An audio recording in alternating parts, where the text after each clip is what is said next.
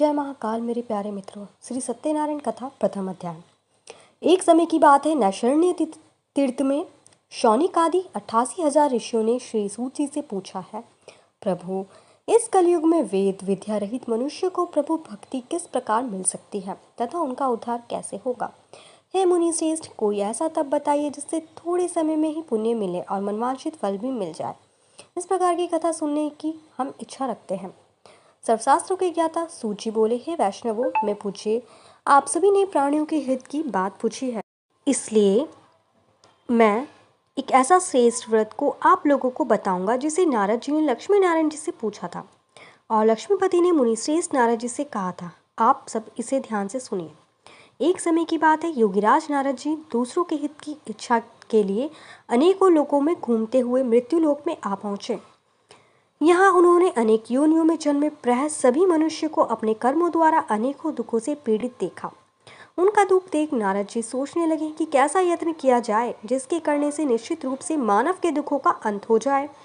इसी विचार पर मनन करते हुए वह विष्णु लोक में गए। वहाँ वह देवों के इष्ट भगवान नारायण की स्तुति करने लगे, जिनके हाथों में शंख, चक्र, गदा और पद्म थे, गले में वरमाला पहने हुए थे। स्तुति करते हुए नारद जी बोले, हे भगवान, आप अत्यंत शक्ति से संपन्न हैं। मन तथा वाणी भी आपको नहीं पा सकती है। आपका आदि मध्य तथा अंत नहीं है। निर्गुण स्वरूप सृष्टि के कारण भक्तों के दुख को दूर करने वाले आपको मेरा नमस्कार है। नारद जी की स्तुति सुना विष्णु भगवान बोले, हे मुनि श्रेष्ठ, आपके मन में क्या बात है? आप किस काम के लिए पधारे हैं, उसे निसंकोच कहो। इस पर नारद मुनि बोले कि मृत्युलोक में अनेक योनियों में जन्मे मनुष्य अपने कर्मों के द्वारा अनेकों दुख से दुखी हो रहे हैं। हे नाथ, आप मुझ पर दया रखते हैं तो बताइए कि वो मनुष्य थोड़े प्रयास से ही अपने दुखों से कैसे छुटकारा पा सकते हैं। श्री हरि बोले, हे नारद, मनुष्यों की भलाई के लिए तुमने बहुत अच्छी बात पूछी है, जिसके करने से मनुष्य मोह से छूट जाता है।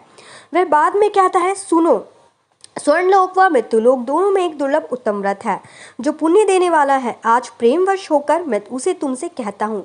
श्री सत्यनारायण भगवान का यह व्रत अच्छी तरह विधान पूर्वक करके मनुष्य तुरंत ही यहाँ सुख भोग कर मरने पर मोक्ष पाता है। श्रीहरि के वचन सुन नारद जी बोले कि उस व्रत का फल क्या है और उसका विधान क्या है। यह व्रत किसने किया था, इस व्रत को किस दिन करना चाहिए, सभी कुछ विस्तार से बताइए। नारद की बात सुनकर श्रीहरि बोले, दुख व शोक को दूर करने वाला यह व्रत सभी स्थानों को विजय दिलाने वाला है। मानव को भक्ति व श्रद्धा के साथ शाम को श्री सत्यनारायण की पूजा धर्म परायण होकर ब्राह्मणों व बंधुओं के साथ करनी चाहिए। भक्ति भाव से नैवेद्य केले के फल, घी, दूध और गेहूं का आटा सवैया ले। गेहूं के स्थान पर साठी का आटा, शक्कर,